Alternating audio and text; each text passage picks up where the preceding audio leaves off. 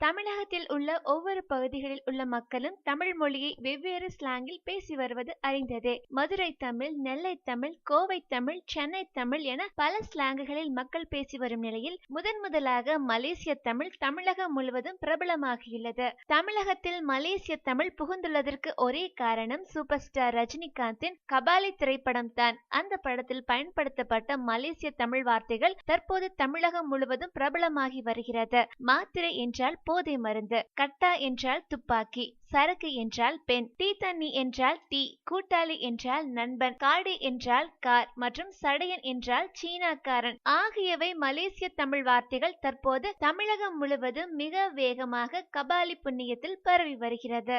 மேலும் சினிமா செய்திகளை உடனுக்குடன் தெரிந்து கொள்ள கீழே உள்ள சப்ஸ்கிரைப் பட்டனை அழுத்தவும்.